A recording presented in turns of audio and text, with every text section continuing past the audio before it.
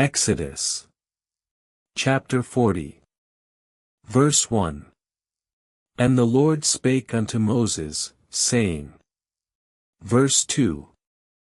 2 tables of stone, written with the finger of God, and the law and the commandments, which were written in them.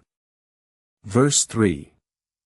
And when the tables were brought forth out of the tabernacle, to show them from afar, they found Noah's sons, Eleazar the son of Aaron the priest, and David with Goliath's sword. Verse 4. And Moses called unto them at the door of the tabernacle, saying, Who are ye? Verse 5.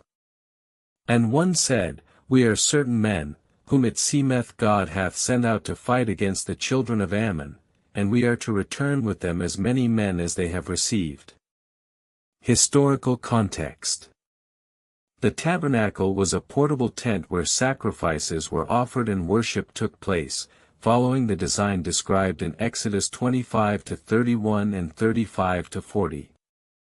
Verse 6. And Moses said unto them, Stand before God, that I may hear what ye have to say. Verse 7.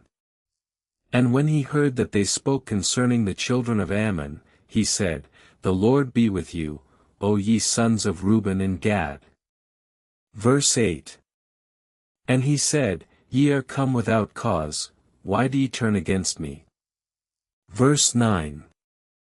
And Moses spake unto God, saying, Ah, Lord God, I pray thee, consider the words of my mouth, for thy servant hath spoken to them. Verse 10. And the Lord said unto Moses, Take these stones, and put them in a sack to be brought before Pharaoh, and thou shalt say unto him, The God of the Hebrews hath sent me unto thee. Leviticus chapter 1 verse 1. And the Lord called unto Moses, and spake unto him from the tabernacle of the congregation, saying.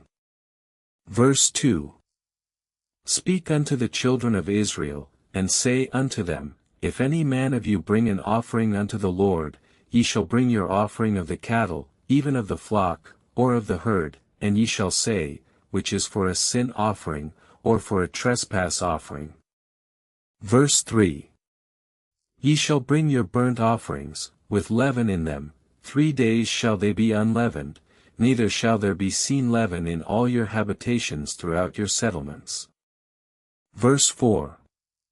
And when ye come into the land which I will give you, and shall have offered a burnt offering, that shall come out of thy hand, thou shalt offer unto the Lord thy firstripe fruits, even from that which thy hand produceth, for this is the Lord's tithing. Verse 5. And he said unto Aaron, Thou shalt order them to bring their offerings upon the altar in thy sight, and the fire is not yet lighted on it.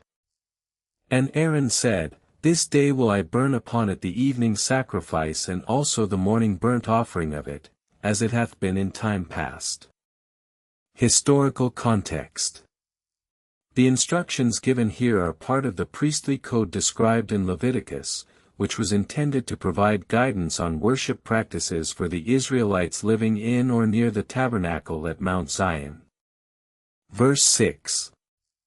And when any will offer a peace offering unto the Lord, either of the herd, either of the flock, and shall bring his offering unto the Lord from before the tabernacle of the congregation. Verse 7.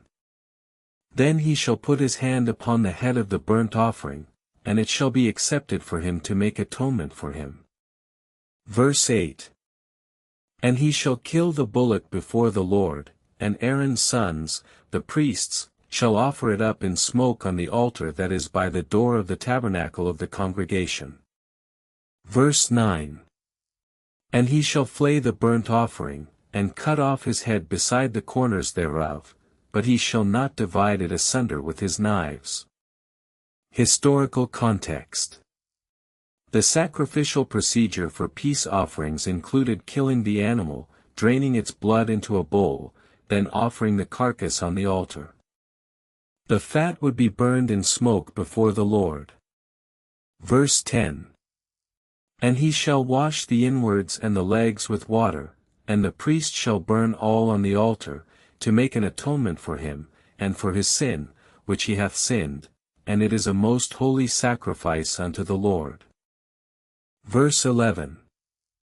The skin of the burnt offering, that he did flay off, and the flesh that was upon it, the priest shall give it to him who offered the burnt offering, and the breast portion also shall be given to him to whom the breast is waved as his right offering, and in the wave breast it shall be given unto you. Verse 12. As the heave shoulder, that is offered, or the wave breast, it shall be thine, ye have even given them unto the priest, and the breast portion of the blessing of the Lord, that I have commanded thee to bestow upon him as his right offering. Leviticus chapter 2 verse 1. And when any will offer a meat offering unto the Lord, of the sacrifice for his vow or of the voluntary, either it be out of your own free will to make reconciliation, or of the firstborn of your beasts, ye shall say unto the priest, it is thy hire. Verse 2. And he shall put off his garments from him, and put on another, and carry forth the ashes out of the place without the camp into a clean place. Verse 3. And the fire shall consume the fat, so that thine eyes may look upon the carcass with satisfaction. Verse 4. For as to whether or not an offering is made by someone who is unclean through contact with a corpse, the priest should first burn some of the bird or animal before presenting it. Verse 5. And he that let go his ransom shall say unto the priest, I have given my money for my trespass, wherewithal should I yet be reconciled? Historical context. Offerings in ancient Israelite worship were typically made to atone for sin or to express gratitude and devotion. Verse 6. And he shall make restitution for that which he hath committed against the holy thing, and add a fifth part more thereto, and give it unto the priest, and the priest shall take it, but the firstborn among the unclean beasts shall be redeemed according to thine estimation, and over and above the valuation. Verse 7.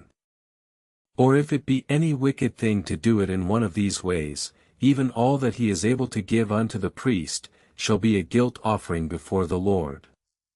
Verse 8. And he shall not seem very righteous before him in the day of his reckoning, wherefore he shall cause it to be given unto the priest, and also the first of the dough of our grantings, and of the first fruit of our baskets, shall we give unto the priest. Verse 9. That thou mayest remember that which the Lord thy God hath put in thine hand all the days, and thou shalt obey them, for this commandment which I command thee this day is not hid from thee, neither is it far off. Historical context. Priests played a crucial role in ancient Israelite worship, acting as mediators between God and humanity and serving to guide the people's relationship with their deity. Verse 10.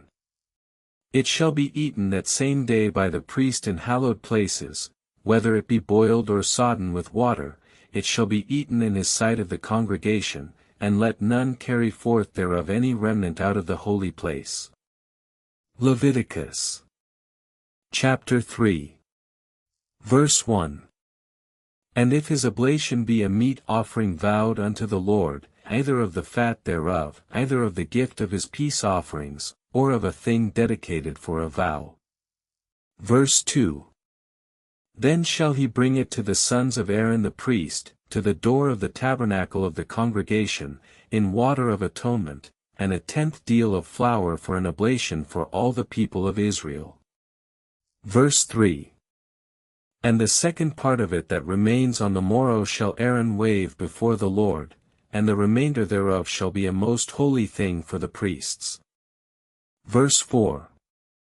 This is an ordinance of the meat offering, the whole burnt offering, or the sin offering, or the trespass offering, or to make reconciliation for him, and for all the people of Israel shall every one give unto Aaron the priest his portion. Verse 5. And the flesh of it shall be eaten upon the 7th day also, and none that is unclean in your families, neither you nor your men, shall eat of it. Verse 6. But if any man eat of the